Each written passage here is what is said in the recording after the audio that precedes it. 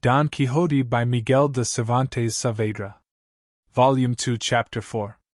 In which Sancho Panza gives a satisfactory reply to the doubts and questions of the bachelor Samson Carrasco, together with other matters worth knowing and telling.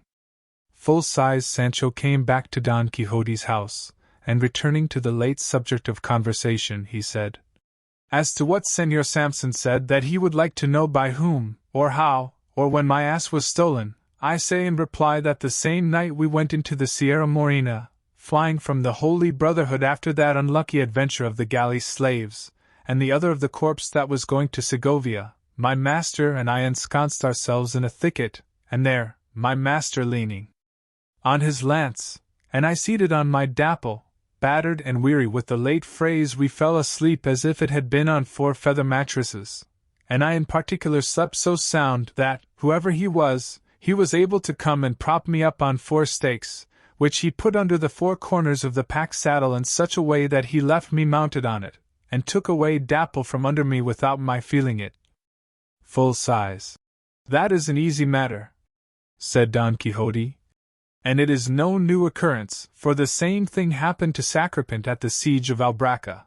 The famous thief, Brunello, by the same contrivance, took his horse from between his legs. Day came," continued Sancho, "and the moment I stirred the stakes gave way and I fell to the ground with a mighty come down. I looked about for the ass, but could not see him. The tears rushed to my eyes and I raised such a lamentation that, if the author of our history has not put it in, he may depend upon it he has left out a good thing.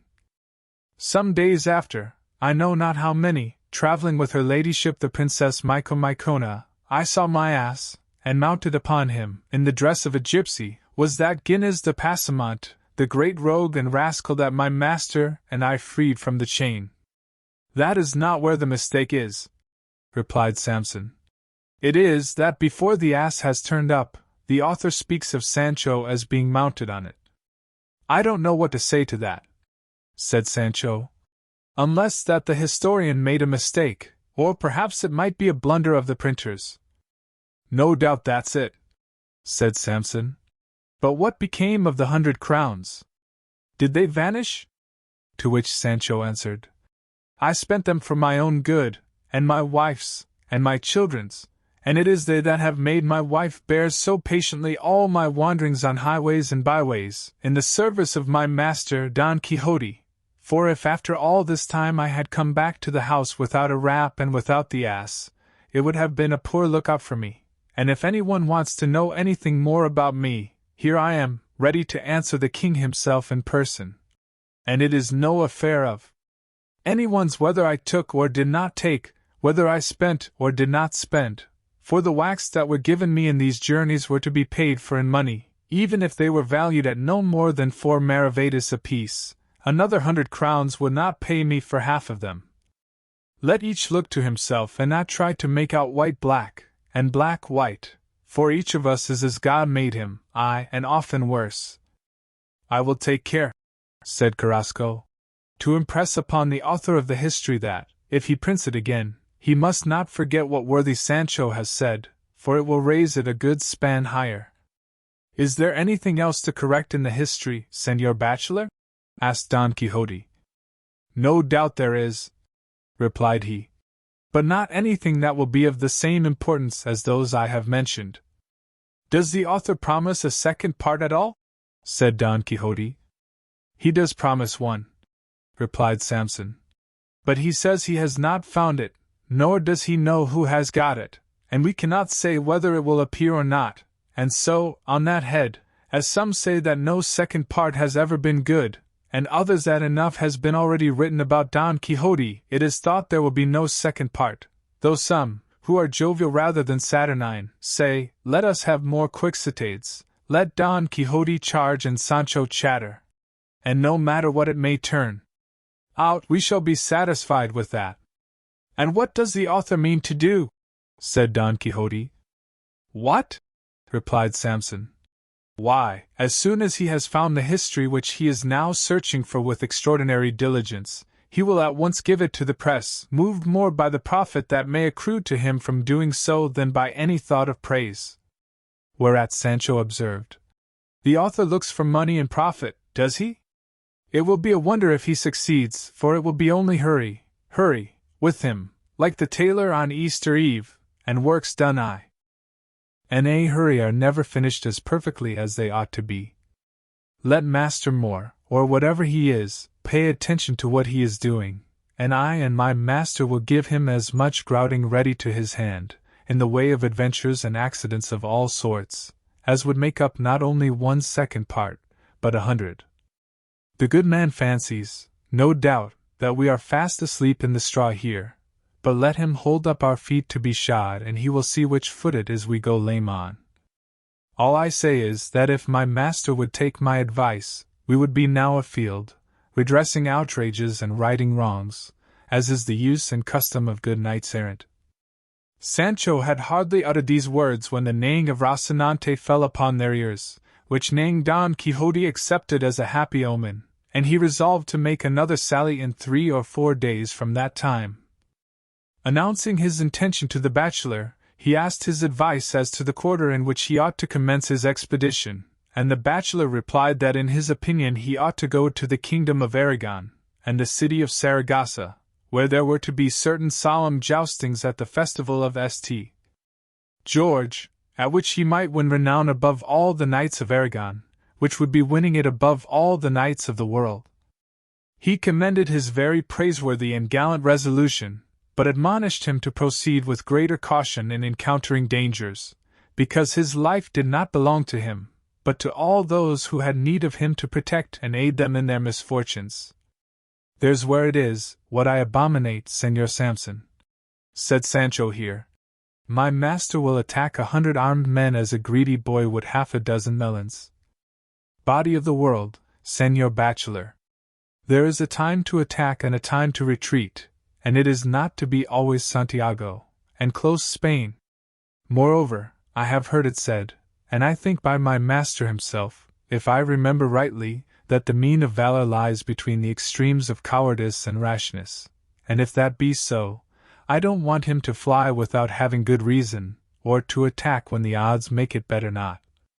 But above all things, I warn my master that if he is to take me with him it must be on the condition that he is to do all the fighting, and that I am not to be called upon to do anything except what concerns keeping him clean and comfortable. In this I will dance attendance on him readily. But to expect me to draw sword, even against rascally churls of the hatchet and hood, is idle. I don't set up to be a fighting man, Señor Samson, but only the best and most loyal squire that ever served knight-errant, and if my master Don Quixote, in consideration of my many faithful services, is pleased to give me some island of the many his worship says one may stumble on in these parts, I will take it as a great favor, and if he does not give it to me, I was born like everyone else. And a man must not live in dependence on anyone except God, and what is more, my bread will taste as well, and perhaps even better, without a government than if I were a governor. And how do I know but that in these governments the devil may have prepared some trip for me, to make me lose my footing and fall and knock my grinders out? Sancho I was born and Sancho I mean to die. But for all that, if heaven were to make me a fair offer of an island or something else of the kind, without much trouble and without much risk, I am not such a fool as to refuse it, for they say, too, when they offer thee a heifer, run with a halter, and when good luck comes to thee, take it in. Brother Sancho, said Carrasco, you have spoken like a professor, but for all that, put your trust in God and in Señor Don Quixote, for he will give you a kingdom, not to say an island. It is all the same, be it more or be it less, replied Sancho, though I can tell Señor Carrasco that my master would not throw the kingdom he might give me into a sack all in holes, for I have felt my own pulse and I find myself sound enough to rule kingdoms and govern islands, and I have before now told my master as much. Take care, Sancho, said Samson. Honors change manners, and perhaps when you find yourself a governor you won't know the mother that bore you. That may hold good of those that are born in the ditches, said Sancho, not of those who have the fat of an old Christian 4 fingers deep on their souls, as I have. Nay, only look at my disposition, Is that likely to show ingratitude to anyone? God grant it, said Don Quixote. We shall see when the government comes, and I seem to see it already. He then begged the bachelor, if he were a poet, to do him the favor of composing some verses for him conveying the farewell he meant to take of his lady Dulcinea del Toboso, and to see that a letter of her name was placed at the beginning of each line, so that, at the end of the verses, Dulcinea del Toboso might be read by putting together the first letters. The bachelor replied that although he was not one of the famous poets of Spain, who were, they said, only 3.5, he would not fail to compose the required verses, though he saw a great difficulty in the task, as the letters which made up the name were 17. So, if he made 4 ballad stanzas of 4 lines each, there would be a letter over, and if he made them of 5, what they called decimas or redondillas, there were 3 letters short. Nevertheless, he would try to drop a letter as well as he could, so that the name Dulcinea del Toboso might be got into 4 ballad stanzas. It must be, by some means or other, said Don Quixote, for unless the name stands there plain and manifest, no woman would believe the verses were made for her. They agreed upon this, and that the departure should take place in 3 days from that time. Don Quixote charged the bachelor to keep it a secret, especially from the curate and Master Nicholas, and from his niece and the housekeeper, lest they should prevent the execution of his praiseworthy and valiant purpose. Carrasco promised all, and then took his leave, charging Don Quixote to inform him of his good or evil fortunes whenever he had an opportunity, and thus they bade each other farewell, and Sancho went away to make the necessary preparations for their expedition.